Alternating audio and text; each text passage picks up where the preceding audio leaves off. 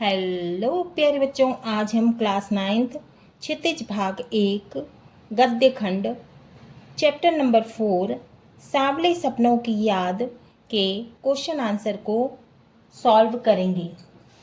पहला क्वेश्चन है महत्वपूर्ण गद्यांशों पर आधारित प्रश्नों के उत्तर। तो गद्यांश 1 है, सुनहरे परिंदों के खूबसूरत पंखों पर सवार सांवले सपनों का एक हुजूम मौत की खामोश वादी की तरफ अग्रसर है। कोई रोक टोक सके कहाँ संभव है। इस हुजूम में आगे आगे चल रहे हैं सालिम अली, अपने कंधों पर सैलानियों की तरह अपने अंतहीन सफ़र का बोझ उठाए। लेकिन यह सफ़र पिछले तमाम सफ़रों से भिन्न है, माने अलग है। भीड़ भाड़ की जिंदगी और तनाव के माहौल से सालिम अली का यह आखिरी पलायन है। अब तो वो उस वन पक्षी की तरह प्रकृति में विलीन हो रहे हैं जो जिंदगी का आखिरी गीत गाने के बाद मौत की गोद में जा बसा हो। कोई अपने जिस्म की हरारत और दिल की धड़कन देकर भी उसे लौटाना चाहे तो वह पक्षी अपने सपनों के गीत दोबारा कैसे गा सकेगा। पहला प्रश्न है, उक्त गद्यांश में किस हुजूम की चर्चा की गई है। उत्तर है, उक्त गद्यांश में सालिम अली के शव को कंधे पर उठाए लोगों के हुजूम की चर्चा की गई है। माने हुजूम माने भीड़ की चर्चा की गई है। प्रश्न 2, इस गद्यांश में वर्णित हुजूम में सबसे आगे कौन है। उत्तर है, इस गद्यांश में वर्णित हुजूम में सबसे आगे सालिम अली हैं। प्रश्न 3, सालिम अली कहाँ विलीन होने वाले थे। उत्तर है, सालिम अली प्रकृति में विलीन होने वाले थे। प्रश्न 4, हुजूम का क्या अर्थ है। उत्तर, हुजूम का अर्थ है जनसमूह या फिर भीड़। प्रश्न 5, उपर्युक्त गद्यांश किस अध्याय से लिया गया है। इस अध्याय के लेखक कौन हैं। उत्तर है, उक्त गद्यांश सांवले सपनों की याद अध्याय से लिया गया है। इसके लेखक जाबिर हुसैन जी हैं। गद्यांश 2, मुझे नहीं लगता कोई इस सोए हुए पक्षी को जगाना चाहेगा। वर्षों पूर्व खुद सालिम अली ने कहा था कि लोग पक्षियों को आदमी की नज़र से देखना चाहते हैं। यह उनकी भूल है। ठीक उसी तरह जैसे जंगलों और पहाड़ों, झरनों और आबशारों को वो प्रकृति की नज़र से नहीं आदमी की नज़र से देखने को उत्सुक रहते हैं।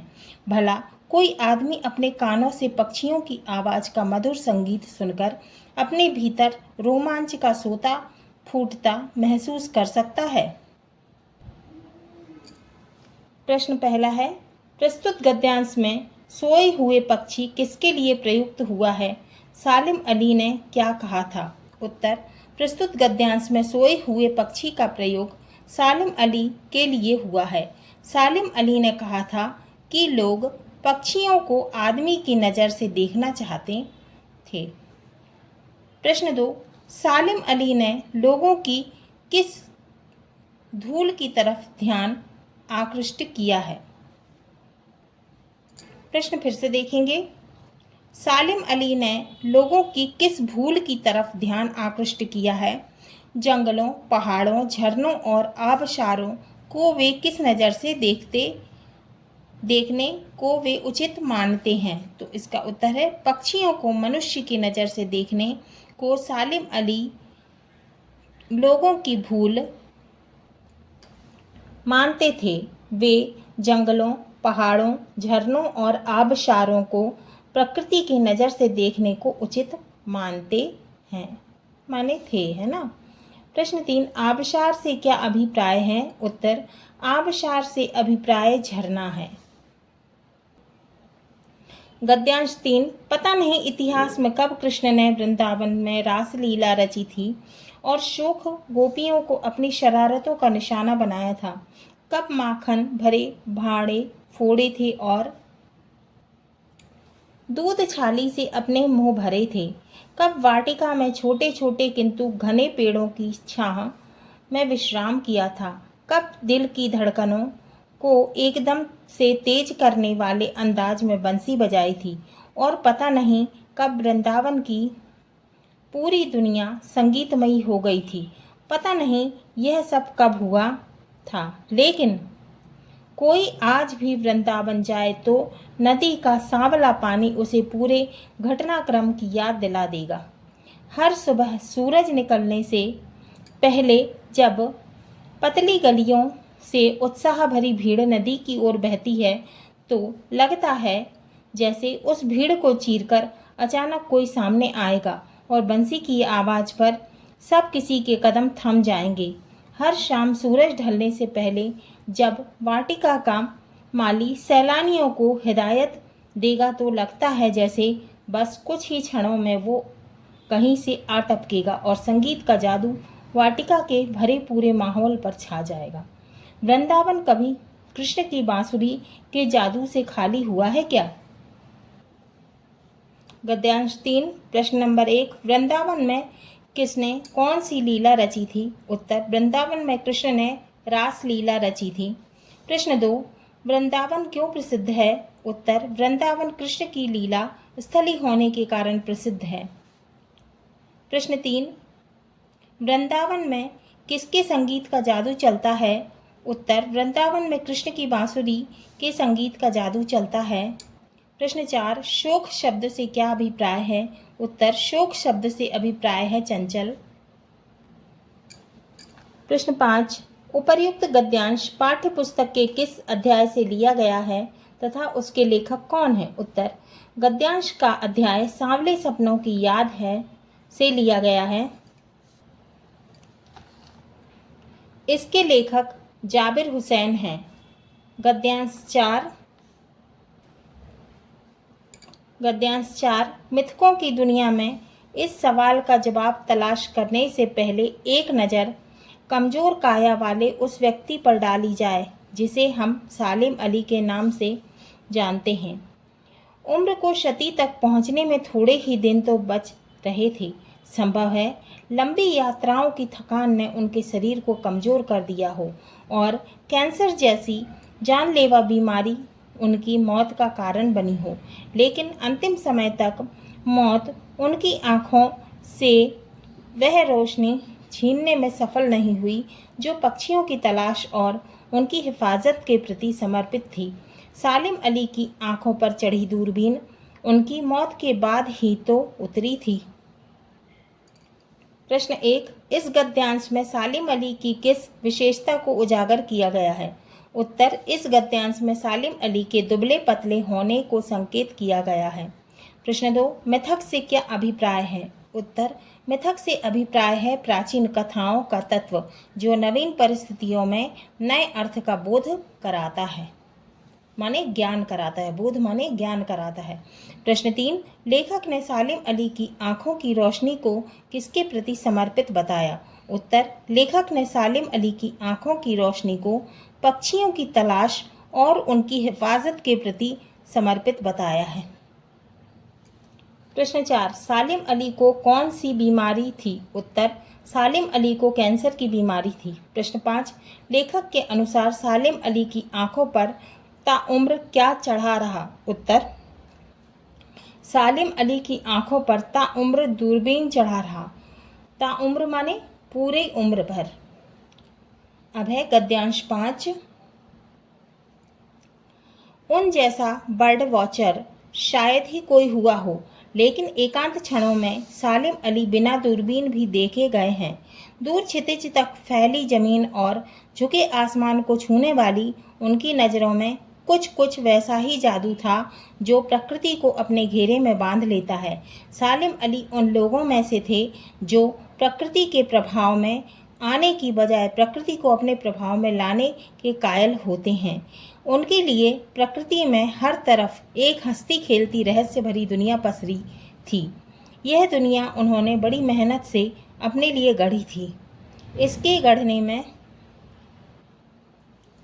उनकी जीवन साथी तहमीना ने काफ़ी मदद पहुंचाई थी। तहमीना स्कूल के दिनों में उनकी सहपाठी रही थी।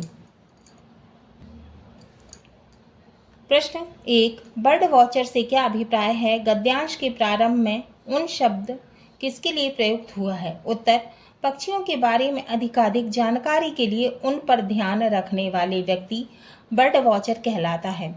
गद्यांश के प्रारंभ में उन शब्द सालिम अली के लिए प्रयुक्त हुआ है, माने प्रयोग में लाया गया है।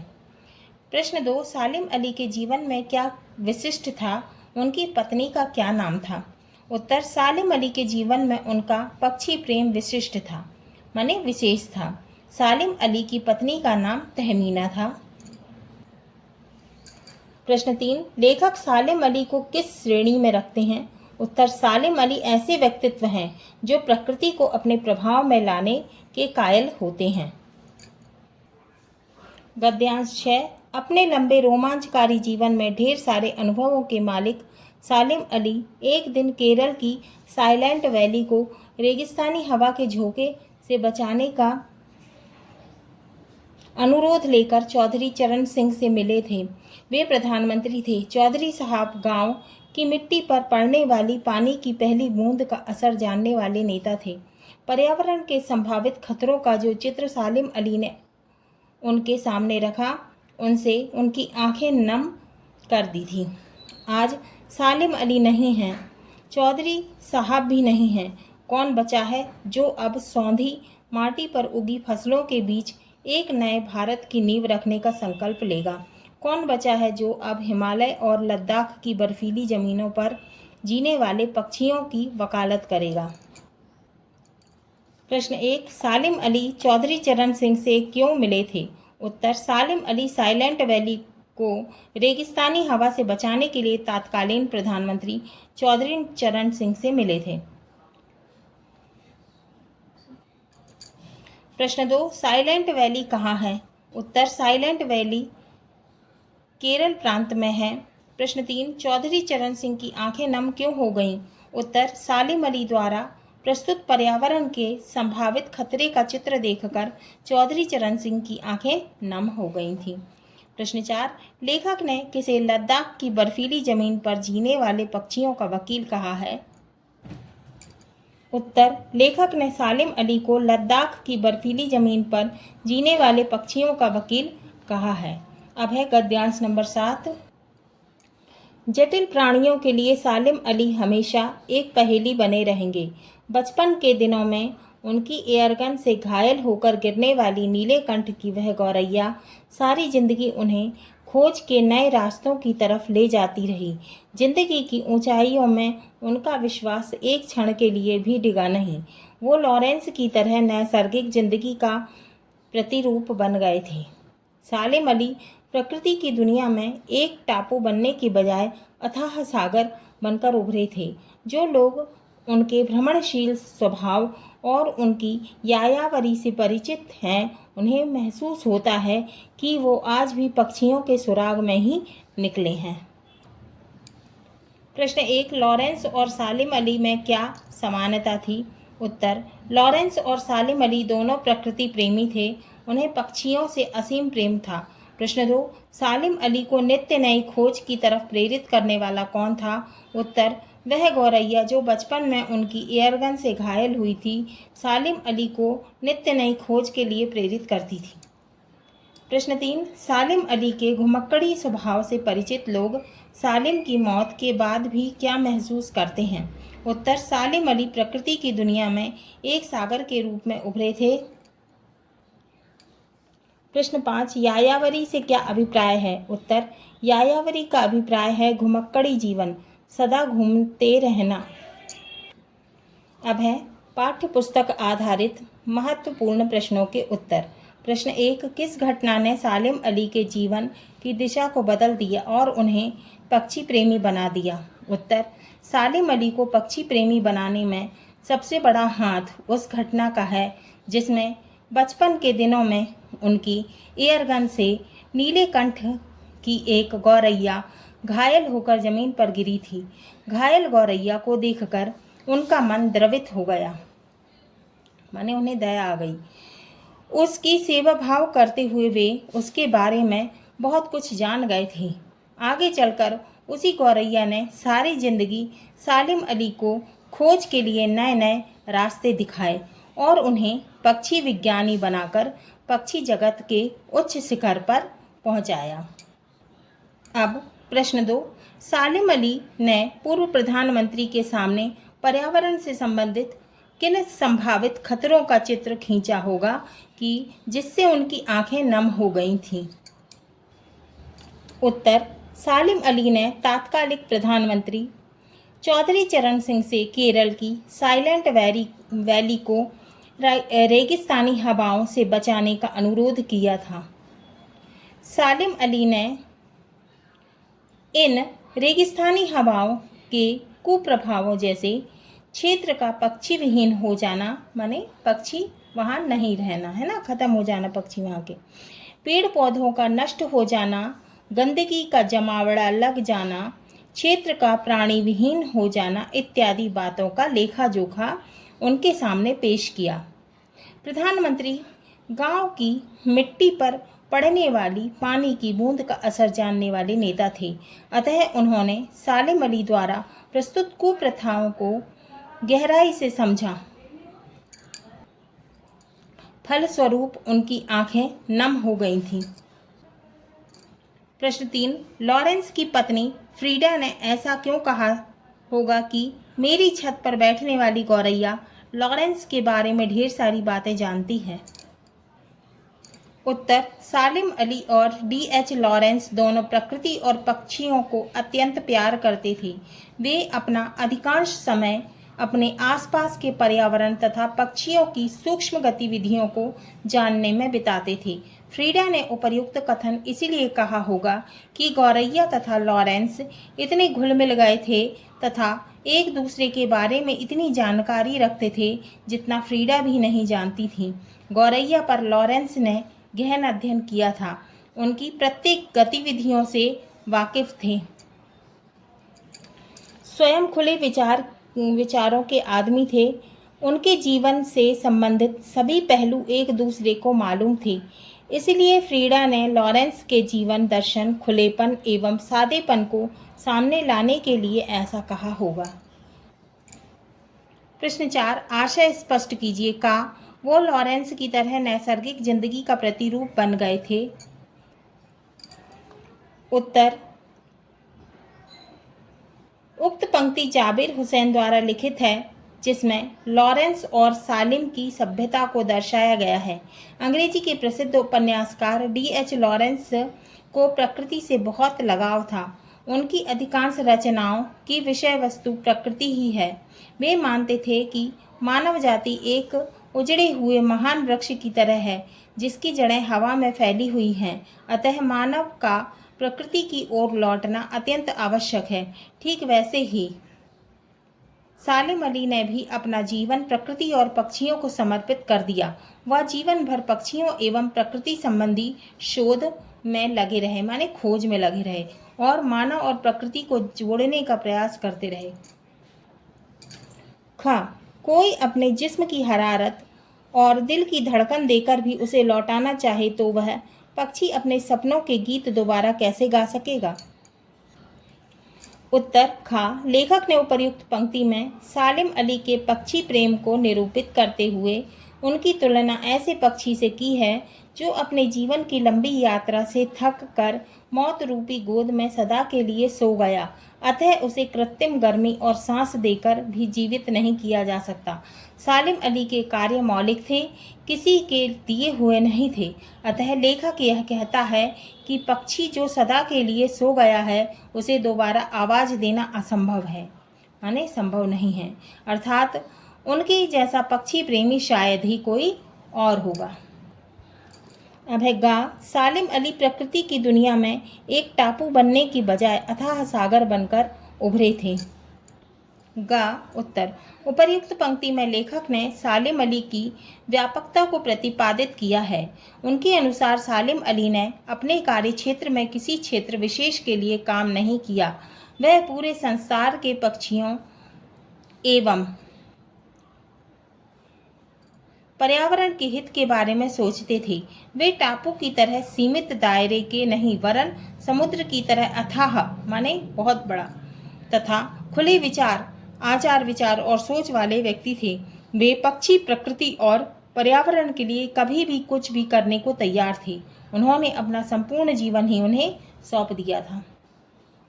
प्रश्न 5, इस पाठ के आधार पर लेखक की भाषा शैली की 4 विशेषताएं बताइए। उत्तर है पहला, सांवले सपनों की याद संस्मरण में लेखक जाबिर हुसैन की भाषा शैली की निम्नलिखित विशेषताएं उभरकर सामने आती हैं। पहला है मिश्रित शब्दावली का प्रयोग। लेखक ने पाठ में हिंदी, अंग्रेजी, उर्दू तथा फारसी शब्दों का अधिकाधिक प्रयोग किया है। किस किस का, कौन कौन सी भाषा का शब्दों का इस्तेमाल किया है? हिंदी, अंग्रेजी, उर्दू और फारसी के शब्दों का इस्तेमाल किया है। दूसरा, मुहावरों का यथास्थान प्रयोग कर लेखनी में प्रभावोत्पादकता ला दी है।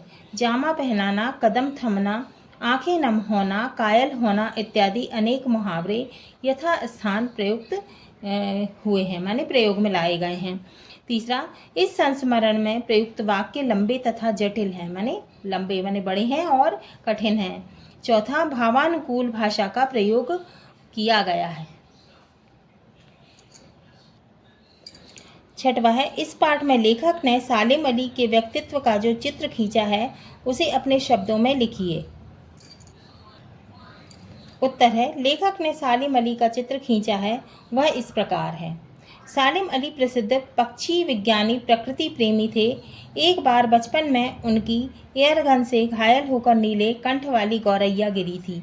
उसकी हिफाजत और उससे संबंधित जानकारी पाने के लिए उन्होंने जो प्रयास किया उससे पक्षियों के बारे में उठी जिज्ञासा ने उन्हें पक्षी प्रेमी बना दिया। वे दूर दराज घूम घूमकर पक्षियों की जानकारी एकत्र कर रहे थे और उनकी सुरक्षा के बारे में चिंतित रहे। वे केरल की साइलेंट वैली को रेगिस्तानी हवा के झोंकों से बचाने के लिए तात्कालिक प्रधानमंत्री चौधरी चरण सिंह से मिले। वे प्रकृति की दुनिया के अथाह सागर बन गए। प्रश्न 7, सांवले सपनों की याद शीर्षक की सार्थकता पर टिप्पणी कीजिए।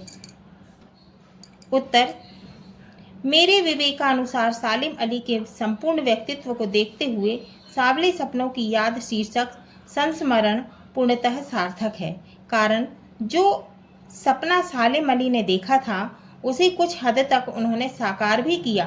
संपूर्ण संस्मरण सालिम अली के पक्षी प्रेम और पक्षियों के लिए किए गए अवदान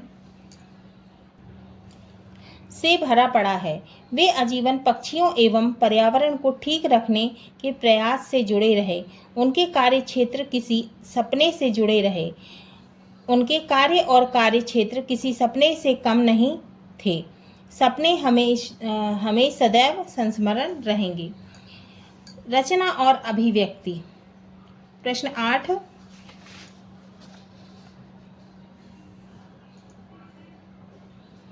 प्रस्तुत पाठ सालिम अली की पर्यावरण के प्रति चिंता को भी व्यक्त करता है।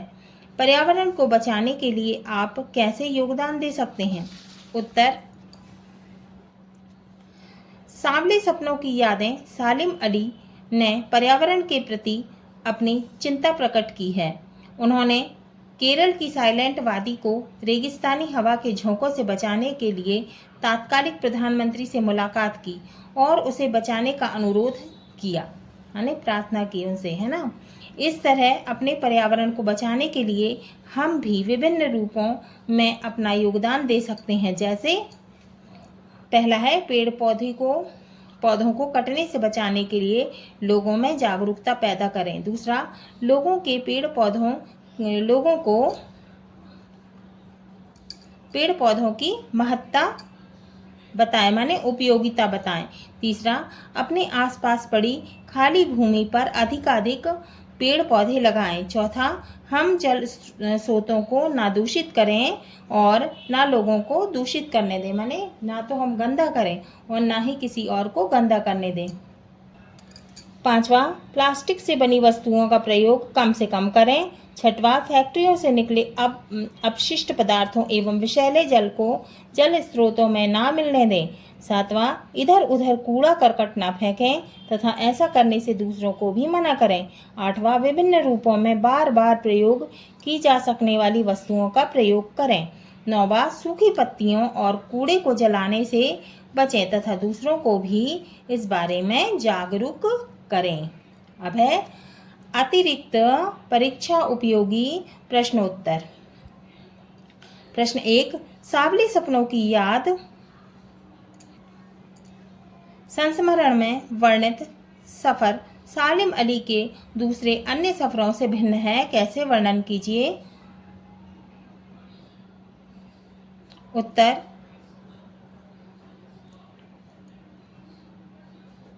कैसे वर्णन कीजिए। उत्तर, सालिम अली वैसे तो हर समय सफर में ही रहते थे, परंतु दुर्लभ जानकारियों के साथ वापस आ जाते थे।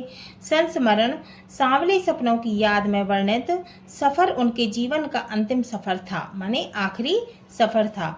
ये उस अंतहीन सफर पर जा रहे थे जहां से कोई लौट कर नहीं आता। वस्तुतः वे अपने जीवन की समस्त गतिविधियों को समाप्त कर उसी प्रकृति में विलीन होने जा रहे थे जिसके वे बेहद प्रेमी थे। प्रश्न 2, सालिम अली ने मनुष्य की किस क्रिया को उसकी भूल बताया है। उत्तर, मनुष्य प्राकृतिक तत्वों यथा पक्षियों, जंगलों, पहाड़ों, झरनों, आबशारों आदि को प्रकृति की आंखों से न देखकर उन्हें मनुष्य की नज़र से देखने के लिए उत्सुक रहते हैं। सालिम अली ने मनुष्य की इस क्रिया को उनकी क्या बताया है, भूल बताया है। प्रश्न 3, सालिम अली तुम लौटोगे ना, जाबिर हुसैन ने अपने संस्मरण सांवले सपनों की याद में ऐसा क्यों लिखा है। उत्तर, लेखक सालिम अली के अभिन्न मित्र गहरे दोस्त है ना रहे हैं। लेखक सालिम अली के, तो जो लेखक हैं जाबिर हुसैन जी, वो सालिम अली के जो है कौन थे, गहरे मित्र थे। वह उनके स्वभाव से परिचित हैं।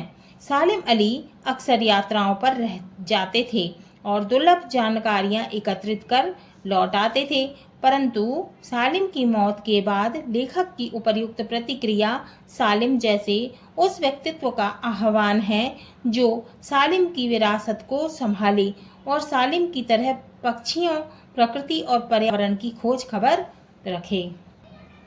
अब है प्रश्न, सांवले सपनों की याद संस्मरण का सारांश अपने शब्दों में लिखिए। तो हमको क्या लिखना है, अब इस पाठ का सारांश लिखना है अपने शब्दों में।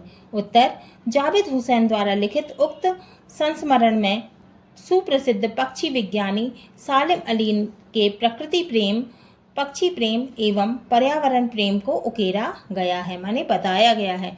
सालिम अली की मृत्यु से उत्पन्न दुख और अवसाद को लेखक ने बहुत ही रोचक और सहज शैली में व्यक्त किया है, माने उनके जो उनको दुख था है ना, सालिम अली की मृत्यु का उन्हें जो दुख था उसको उन्होंने बहुत ही रोचक और सहज शैली में व्यक्त किया है। बचपन में उनकी एयरगन से घायल गौरैया से शुरू हुआ उनका सफ़र आज अचानक रुक गया है। इस बीच उन्होंने पक्षी, प्रकृति और पर्यावरण के लिए अनेक महत्वपूर्ण एवं अविस्मरणीय क्या होता है, जो भूला नहीं जा सकता है ना, काम किए। पक्षियों की खोज के लिए वे पर्वत, मैदान, पठार, जंगल सभी जगह गए और उनसे संबंधित विभिन्न जानकारियां एकत्र की माने इकट्ठी की।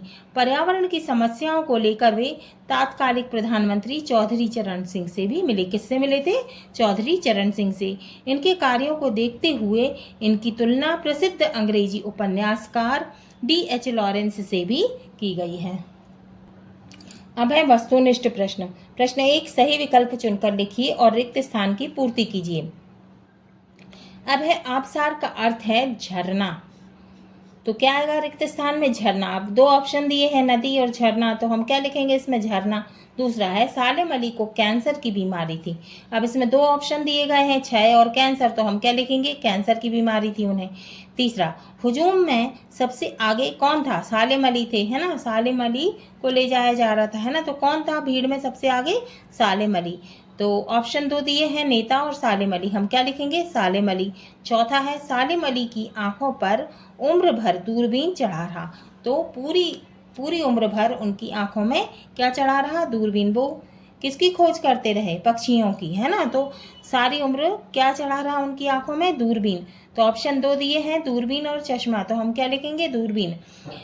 अब है चौथा फॉल ऑफ अ स्पैरो सालिम अली की आत्मकथा है। किसकी है? सालिम अली की। 2 ऑप्शन दिए हैं महात्मा गांधी और सालिम अली, हम क्या लिखेंगे? सालिम अली। अब है प्रश्न 2 असत्य और सत्य बताइए। पहला है सालिम अली विख्यात पक्षी विज्ञानी थे, तो क्या है ये? सत्य है। दूसरा सालिम अली की आत्मकथा का नाम मेरी आत्मकथा, ये क्या है? असत्य है। तीसरा साइलेंट वैली कश्मीर में है, नहीं, है ना। कहाँ थी? केरल में। कहाँ है? केरल में। तो इसका उत्तर क्या होगा? केरल, है ना। तो ये क्या है? इसका उत्तर जो है साइलेंट वैली कश्मीर में है, तो ये क्या है? असत्य है। फिर चौथा सालिम अली एक सागर बनकर उभरे थे, तो ये क्या है? सत्य है। अब क्या है? पांचवा सालिम अली एक प्रकृति प्रेमी थे, ये क्या है? सत्य है। प्रश्न 3 एक वाक्य में उत्तर दीजिए। पहला है वृंदावन क्यों प्रसिद्ध है? तो उत्तर है वृंदावन भगवान कृष्ण की लीला स्थली होने के कारण प्रसिद्ध है। दूसरा तहमीना कौन थी? उत्तर है तहमीना सालिम अली की पत्नी थी। अब है तीसरा साइलेंट वैली कहाँ है? उत्तर है साइलेंट वैली केरल प्रांत में है। चौथा चौधरी चरण सिंह कौन थे? उत्तर है चौधरी चरण सिंह भारत के भूतपूर्व प्रधानमंत्री थे। पांचवा यायावरी क्या है? उत्तर है घुमक्कड़ी। अब क्वेश्चन आता है डीएच लॉरेंस के बारे में बताइए। अब क्या है? हम उत्तर लिखेंगे 20वीं सदी के अंग्रेजी के प्रसिद्ध उपन्यासकार, उन्होंने कविताएं भी लिखी थी। किसने? डीएच लॉरेंस ने। विशेषकर प्रकृति संबंधी कविताएं उल्लेखनीय हैं। प्रकृति से डीएच लॉरेंस का गहरा लगाव था और सघन संबंध भी। वे मानते थे कि मानव जाति एक उखड़े हुए महान वृक्ष की भांति है जिसकी जड़ें हवा में फैली हुई हैं। वे यह भी मानते थे कि हमारा प्रकृति की ओर लौटना जरूरी है। हाँ तो बच्चों, ये हमारा चैप्टर 4 सांवले सपनों की याद के क्वेश्चन आंसर पूरे हुए। अगले वीडियो में हम चैप्टर 5 प्रेमचंद के फटे जूते नामक चैप्टर को पढ़ेंगे और समझेंगे।